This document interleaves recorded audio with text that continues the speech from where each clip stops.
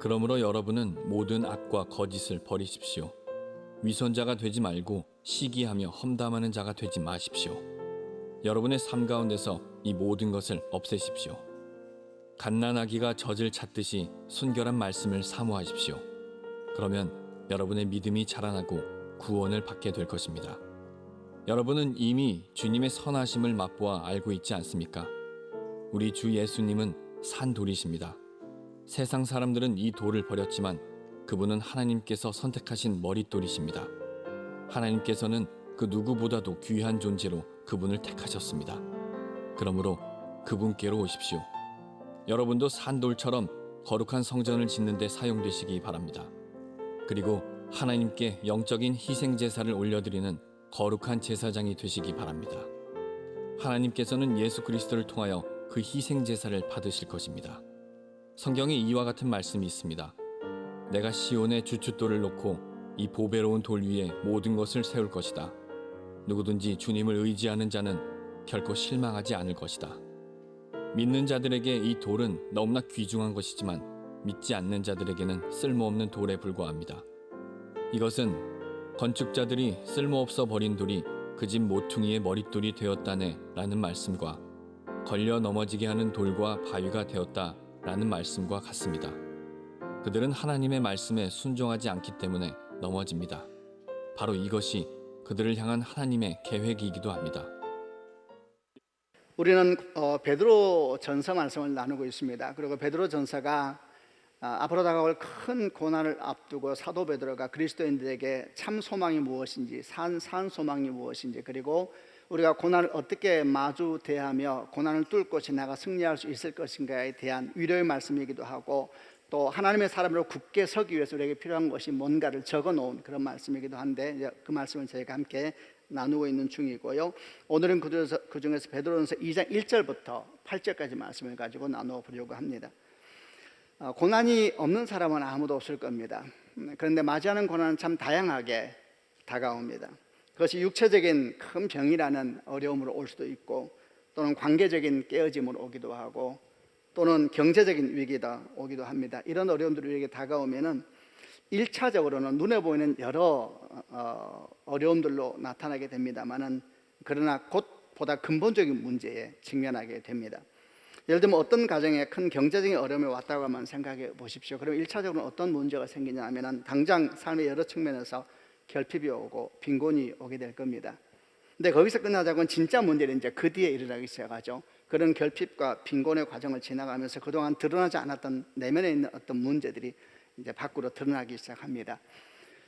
별 어려움이 없었을 때에는 다 감춰져 있었던 이야기들, 그리고 다 눌려져 있던 얘기들이 어려움이 오면서 이제 밖으로 뛰쳐 올라오기 시작하면서 진짜 위기는 그때부터 시작됩니다.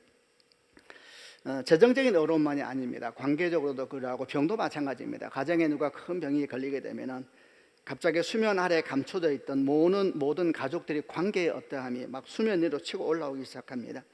그러면서 이제 진짜 어려움이, 진짜 위기가 그때부터 우리 앞에서 현실이 되기 시작하죠. 근데 이런 과정을 거치다 보면은 어떤 사람은 이 과정을 지나면서 오히려 삶이 정돈되고 더 삶이 건강해지기도 하지만, 그러나 어떤 사람은 이런 과정을 지나면서 그야말로 무너져 버리고 주저앉아 버리고 깨어져 버리기도 합니다.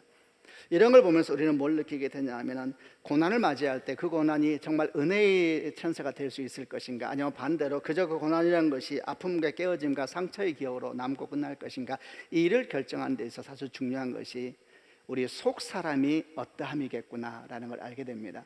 우리 영혼의 어떠함이 똑같이 부딪히는 고난이 할지라도 그 고난을 타고 통치하고 다스릴 수 있을 것인가, 아니면 고난에 억눌려서 그야말로 길을 잃어버리고 깨어지게 될 것인가라는 아주 중요한 갈림적 결정적인 요소가 된다는 겁니다.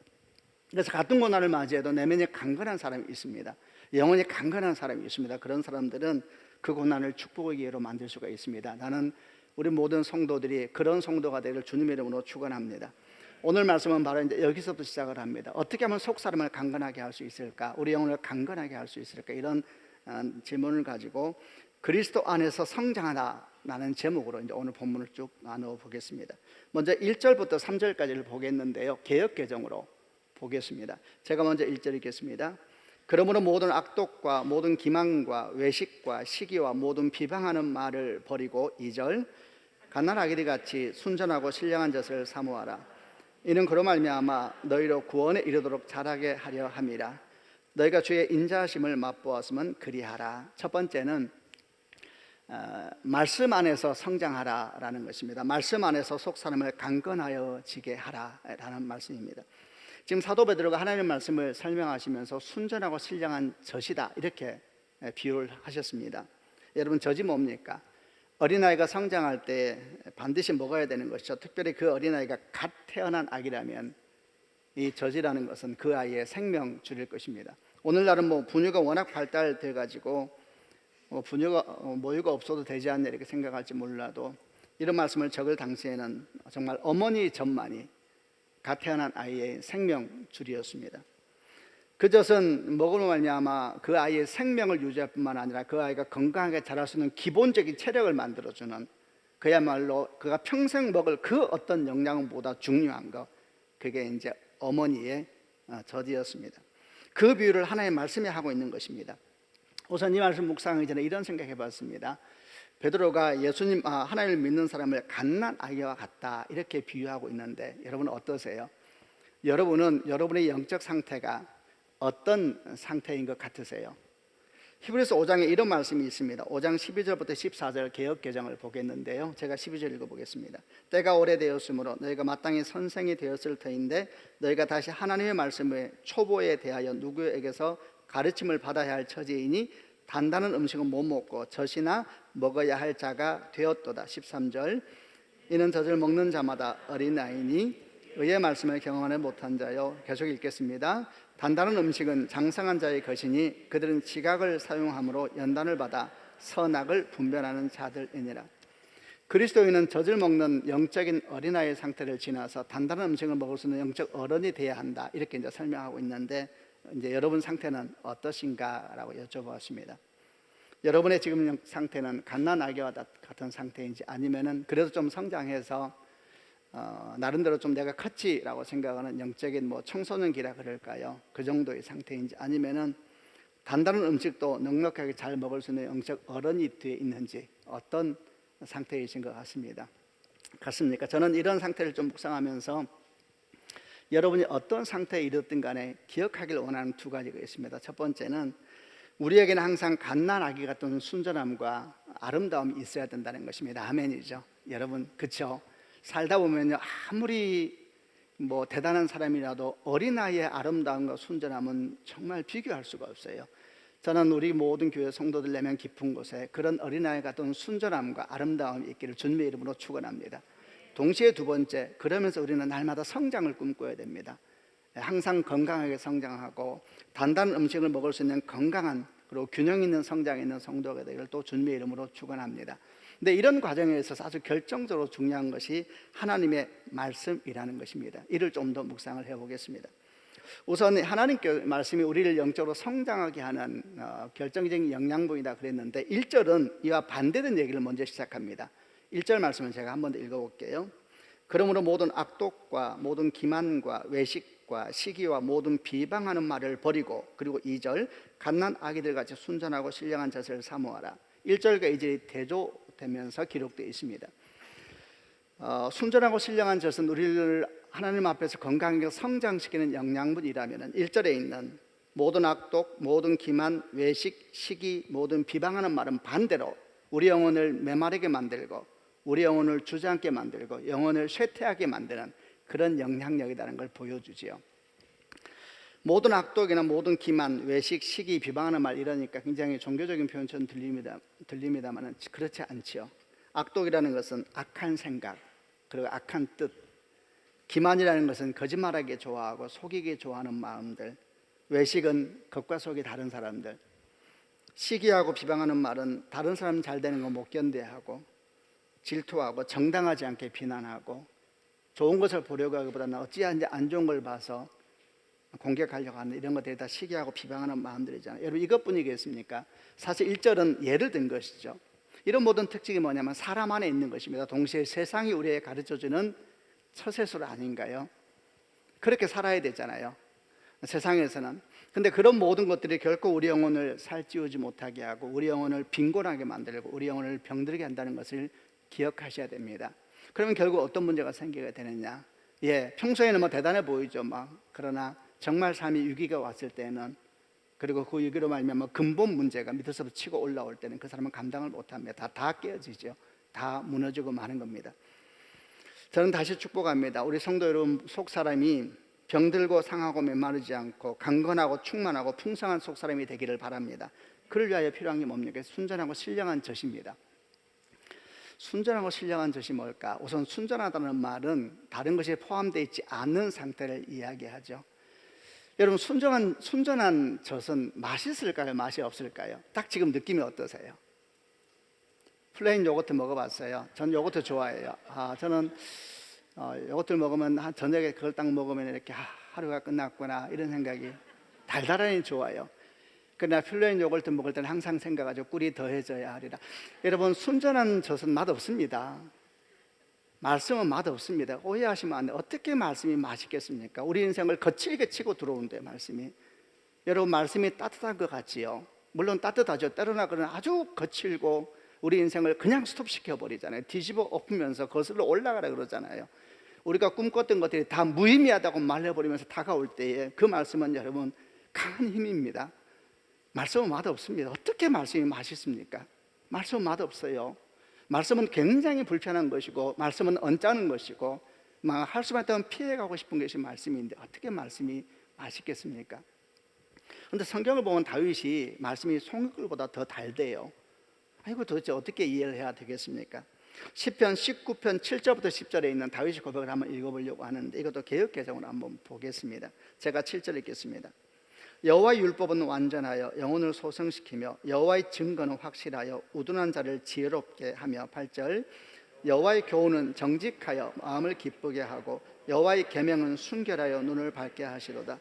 여호와를 경외하는 도는 정결하여 영혼까지 이르고 여호와의 법도 진실하여 다 의로우니 금 곧 많은 순금보다 더 사모할 것이며 꿀과 송이꿀보다 더 달도다. 정말 놀라운 고백입니다.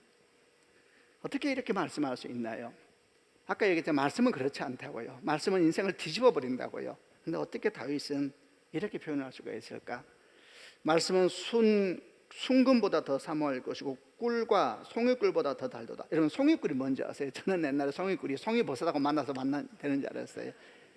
제가 보니까 일부 그러시군요. 여러분 크게 안 웃는 거 보니까 송이꿀은 그런 말이 아니고 야생벌집에 들어있는 통꿀을 말하는 거예요. 야생벌집에 들어있는 통꿀. 그러니까 다윗 시대에 가장 맛있는 것이 송이꿀이었던 것 같아요. 탁 떼서 꿀 끓이면 툭툭 떨어질 때에 아마도 다윗은 하나님의 말씀을 생각한 것 같아요. 생각해 보았습니다. 말씀 맛없는데 어떻게 말씀이 맛있어요? 말씀 맛없고 정말 거친데 말할 수 없이 따뜻하게 날 덮기도 하지만 때로는 폭풍처럼 나를 썰어 가시는데 어떻게 다윗은 그 말씀을 송이꿀보다 달다 그랬을까? 이런 생각을 해봤습니다. 여러분 원래 순전한 말씀은 맛없습니다. 절대 오해하지 마세요. 밍밍하고 싱겁고 때로는 아까 말했죠 거칩니다. 그런데 이 말씀이 어느 순간 송이꿀보다 더 달게 우리에게 다가오는 찬스가 있습니다. 언제일까요? 말씀의 은총이 임할 때입니다. 말씀의 기름 부음이 임할 때 어느 순간 느끼죠. 말씀이 어느 순간 내 앞에서 생명으로 변할 때가 있습니다. 은총이 기름 부어지고 임재가 기름 부어질 때 그때의 말씀은 세상 어떤 꿀보다 더 달고 세상 어떤 아름다움보다 더 아름다우며 세상 어떤 존귀함보다 더 존귀하게 되는 것입니다. 아멘이죠. 저는 그래서 오늘 사도 베드로가 순전하고 신령한 젖이라고 표현한 것처럼 느껴져. 순전한 것은 맛이 없지만 신령은 뭔가 기름 부으심이죠. 하나님 말씀에 기름 부음이 임할 때에 그때의 말씀은 생명의 말씀이 되는 것입니다. 여러분 또 여러분 축복합니다. 저는 우리 교회 성도들이 순전한 젖을 사모하는 성도가 되기를 바랍니다. 아멘. 그리고 그 말씀 가운데 주의 은총이 임하시기를 주님의 이름으로 축원합니다. 순전한 말씀을 사모해야 돼요. 그러나 여러분 많은 사람들은 순전한 말씀을 구하지 않습니다. 그들은 뭔가가 덧붙여지고 뭔가가 더해지고 그럴듯하고 아주 좀 오묘하고 기이하고 특별한 그런 말씀을 찾고 있습니다. 하나님 은혜로 말미암아 순전한 말씀이 송이꿀처럼 보다 더 단 것이 되는 그런 은혜가 아니고 말씀 자체가 좀 뭔가 남다르고 특별한, 그래서 이런 사람들 성경을 볼 때도 66권을 보면서 읽다가 마음에 들면 딱 멈춥니다. 거기만 줄긋죠. 다음에 이것만 보리라. 계속 어떻게 될까? 영적인 아주 불균형이 생기기 시작합니다. 영적인 불균형이 생기고, 어릴 때는 잘 몰라요. 그러나 자녀를 키운 부모는 잘 알죠. 큰일 납니다. 편식은 습관이 되면은 아주 건강하지 않는, 많이 먹을수록 더 건강하지 않는 아주 기이한 일이죠. 말씀을 가까이 할수록 더 건강하지 않아지는 이상한 일, 말씀을 사랑한다 그러는데 사랑할수록 이상해지는 이런 이상한 일, 이런 일이 왜 생기는 것일까? 예, 순전한 젖을 사모하는 것이 아니라 특별함을 사모하는 이 기질 때문에 그런 겁니다. 그런 마음이 도대체 무슨 마음인지 많이 생각해야 될 겁니다. 저는 DB에서 할 때 이제 우리 DB에서가 전반부는 구약이 중심이 되고 후반부는 신약을 하는데, 지금 신약을 해서 계시록을 강의하는데, 계시록 강의할 때 항상 제가 첫 시간에 드리는 말씀이 있습니다. 계시록을 이해할 때 어떤 마음을 가져야 되는가, 이런 세 가지를 얘기해요. 첫째, 이 계시록은 계시의 책입니다. 두 번째, 예언의 책입니다. 세 번째, 편지의 글입니다. 이렇게 말을 합니다. 자, 그러면 사람들은 어떤 생각할까요? 아, 역시 계시록은 보통 성경이 아니구나. 보통 성경이 아닌 게 어디 있어요? 다 모든 책이 보통이 아니죠. 계시록만 보통이 아니죠. 물론 우리는 계시록이 가지고 있는 특별한 위치에 대해서 당연히 인식해야 되지만 66권 중에 한 권이라는 사실도 잊으면 안 되거든요. 왜 제가 이 말을 하냐 하면은, 보통 이제 사람들이 계시라든지 예언 그러면 벌써 뭔가 이렇게 생각한다는 거예요. 여러분 아세요? 바로 그 마음이 2000년 동안 이단들이 계시록을 그렇게 좋아하게 되는 계기가 됐습니다. 모든 이단들은 초대교부터 지금까지 계시록을 그냥 생명처럼 붙잡습니다. 왜 그런지 아세요? 신기하게 풀기 위해서. 그럼 그걸 쫓는 무리들이 있거든요. 저는 이렇게 생각했습니다. 왜 이렇게 이단은 세월이 갈수록 번성하고 있을까? 물론 사탄의 역사이죠. 그러나 동시에 공동 공범이 있는 것이다. 그 공범이 뭐냐?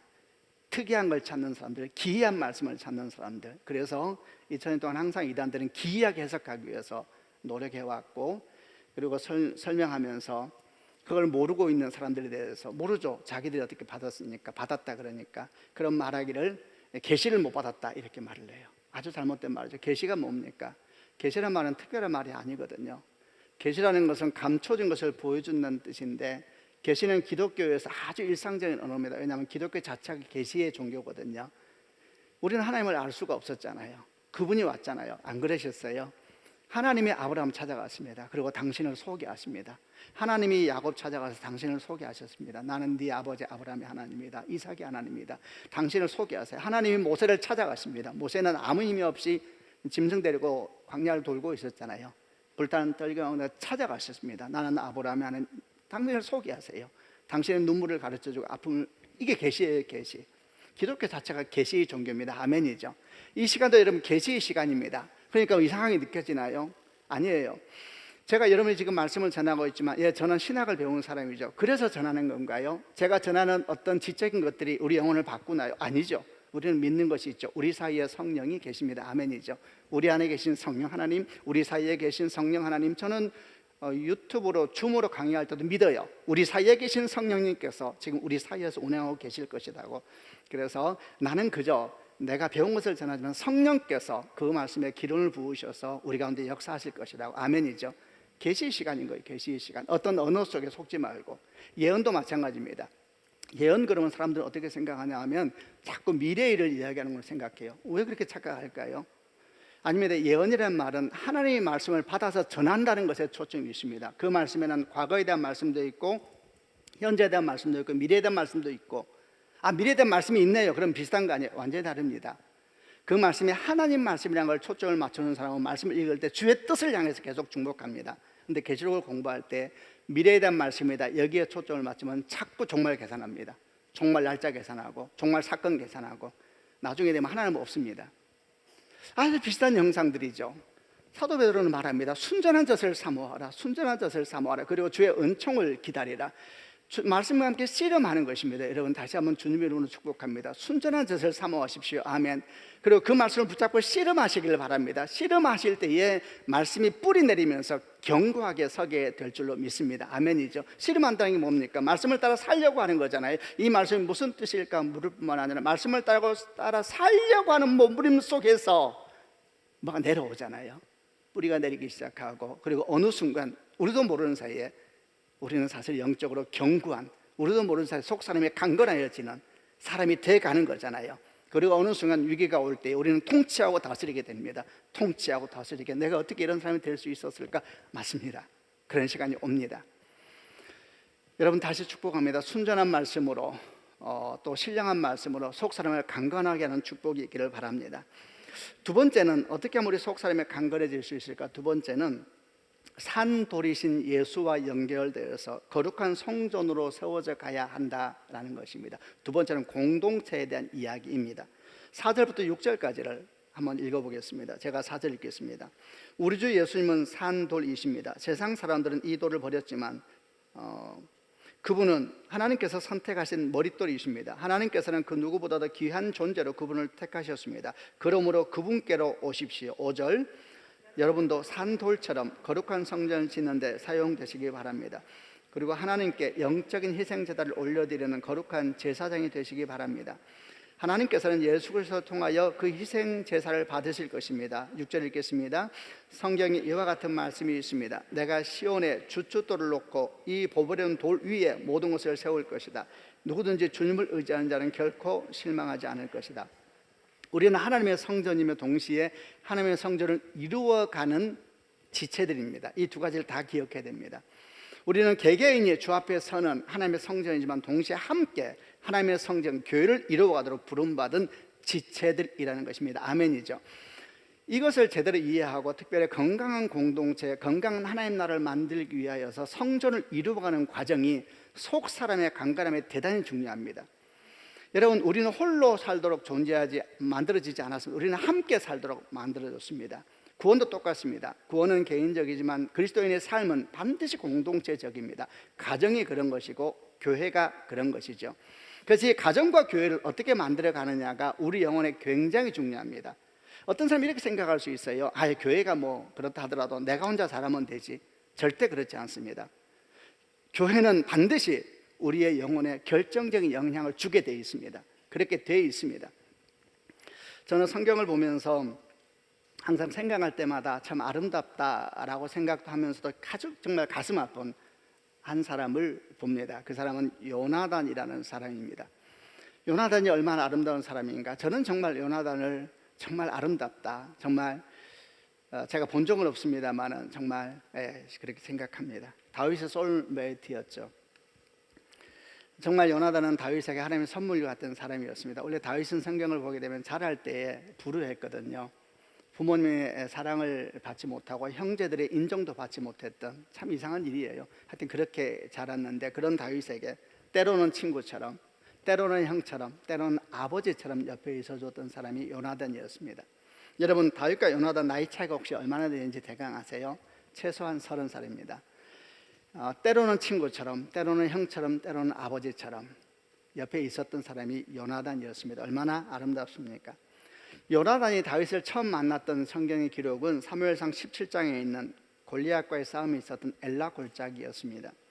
이때 요나단 아버지 사울왕 옆에서 있었는데, 다윗이 엘라 골짜기에서 골리앗을 죽이고 난 다음에 사울왕 앞에 있는 모습 가운데 요나단이 처음 등장을 합니다. 그때 요나단이 다윗을 깊이 사랑하게 되고 자기 몸처럼 아끼게 됐다는 표현이 나오거든요. 이 장면을 좀 생각해보면 엘라 골짜기에서 요나단은 다윗을 처음 만났는데 정말 다윗이 하나님을 사랑하는 사람이었거든요. 그리고 다윗의 모든 것을 본 것 같아요. 그리고 아마도 우리가 그렇게 사랑하는 다윗의 외침도 들었겠죠. 너는 칼과 창과 단창으로 내게 오지만 나는 만군의 여호와의 이름 곧 네가 모욕한 이스라엘 군대 하나님 이름으로 내게 가노라. 10대 중반의 소년이, 단순히 그래서는 40대가 넘었을 요나단이 바라보는데 그 10대 중반의 소년의 외침은 하늘을 가르고 있었습니다. 정말 굉장히 감동적인 장면이에요. 다윗도 대단하지만 그걸 보고 있는 요나단의 모습을 생각하면 정말 가슴이 설레입니다. 그 모든 장면을 요나단이 다 들었을 거예요. 이후에 요나단은 아까 말한 것처럼 다윗과 깊은 사랑의 관계에 빠졌습니다. 자기 생명처럼 아끼고 사랑하는. 저는 이런 요나단을 보면서 요나단이 정말 하나님을 사랑하는 사람이었구나 알았습니다. 왜냐하면 하나님을 사랑하는 사람은 하나님을 사랑하는 사람을 알아봅니다. 그리고 그런 사람을 딱 만나면은 그 사람이 어떤 집안 출신이든 그 사람이 나이가 얼마나 되는 더 이상 중요하지 않습니다. 하나님을 사랑하는 사람은 하나님을 사랑하는 사람을 압니다. 그리고 모든 환경을 뛰어넘어서 깊이 하나됨을 경험하는데 요나단이 그랬습니다. 굉장히 신실한 하나님의 사람이죠. 이제 여기서부터 이야기가 시작됩니다. 근데 이 아름다운 사람 요나단이 엘라 골짜기에서 골리앗과의 싸움에서 어디 있었을까라는 질문이 항상 저의 그 본문에 대한 질문이었습니다. 여러분 알다시피 골리앗이 블레셋의 대표적인 용사예요. 사실 용사가 아니었는데 바람잡이였는데 나와서 아침 조석으로 40일 동안 이스라엘 군대를 요구하고 이스라엘 군대 하나님을 모욕하고 있었습니다. 그런데 어느 누구도 분노하지 않았습니다. 어느 누구도 슬피 울지 않았습니다. 그리고 모든 하나님의 군대라고 하는 이스라엘 백성들은 숨기 바쁘고 도망가기 바쁘고 저는 엘라 골짜기를 상상하곤 합니다. 서로 큰 바위 차지하겠다고 큰 나무 뒤에 숨기다가 싸워대고 있었겠죠. 딱 한국 교회거든요. 제 슬픔은 이런 것이 아닙니다. 그때 저는 계속 요나단을 찾습니다. 요나단 어디 있냐고, 요나단 어디 있냐고. 이 비극적인 상황 속에서 하나님을 사랑하는 요나단 어디 있느냐, 어디도 안 보입니다. 저는 이렇게 결론 내렸습니다. 요나단도 숨고 있구나. 요나단도 나 바위 뒤에 숨고 나무 뒤에 이걸 어떻게 이해할까? 제 답은 하나밖에 없었습니다. 그게 공동체 영성입니다. 여러분, 공동체 영성은 굉장히 셉니다. 저는 주변에서 많이 봅니다. 그 사람이 아무리 바르게 서 있으려고 해도 공동체가 건강하지 않으면 그 영향력을 지속적으로 받습니다. 너무 많은 걸 봅니다. 그래서 여러분, 우리가 영적으로 강건해지려고 하면 건강한 교회를 함께 만들어 가야 됩니다. 아멘 하시길 바랍니다. 함께. 교회는 사람이죠. 우리가 교회가 함께 헌신하고 함께 기뻐하고 함께 달려가고 함께 이루어가고. 예를 들면 제가 여러분에게 오늘 11월 달에 드림 페스티벌 얘기했잖아요. 여러분 어떻게 광고를 들으셨어요? TV에 나오는 광고처럼 들으셨어요? 그러면 안 되시죠. 우리 일인데, 우리가 교회잖아요. 지금 저희는 여러분의 영적 리더로서 알려드리고 있는 거, 우리 이제 이거 합니다 초청하는 거잖아요. 같이 하자고. 우리 일이니까 함께 하는 것입니다. 셋째 주일날 우리 사람 초청합시다. 목사님이 초청하라 그러더라. 아니고 우리 일이 되는 것입니다. 이러면서 교회를 만들어 가야 돼요. 건강하게. 어떻게 건강하게? 오늘 성경은 말하죠. 산돌이신 예수 위에 세워가래요. 산돌이신 예수 위에. 참 좋은 표현이죠. 산동 리빙스톤이라고 그랬어요. 왜? 그분은 죽은 하나님이 아니시잖아요. 그분은 죽었다가 다시 사신 분이시잖아요. 아멘이죠. 그 위에 모든 것을 만들어 가게 되면은 그런 교회를 만들려고 애쓰고 거기서 함께 기도하고 함께 헌신하고 함께 눈물 흘리고 함께 말씀대로 살려고 몸부림치는 과정에서 어떤 일이 생기는가? 우리 영이 강건해집니다. 여러분, 혼자 말씀을 묵상해서 아까 말했죠. 강건해지지만 그것만으로 안 되는 영적인 체력이 있습니다. 그거는 공동체를 통하여서 세워지는 것입니다. 공동체를 통하여서. 아시잖아요. 자녀를 기를 뜻 아시잖아요. 왜 학교 보내요? 공동체 얘기잖아요. 함께 교회를 이루면서 함께 헌신하고 함께 눈물로 기도하고 함께 아파하고 함께 달려가고 이러면은 그 가운데서 영적인 내공이 깊어지면서, 그러면서 어떻게 되느냐? 지금 처음 말했던 것처럼 고난이 오고 위기가 올 때 통치할 수 있는 힘이 생깁니다. 통치하고 다스리고, 그리고 그 고난을 통하여 더 인생에 달려가는 그런 역사가 일어나게 될 줄로 믿습니다. 말씀을 정리해 보겠습니다. 사실은 더 있는데 마무리해야 될 것 같아요. 두 가지를 나눴습니다. 여러분 강건하시길 바랍니다. 아멘.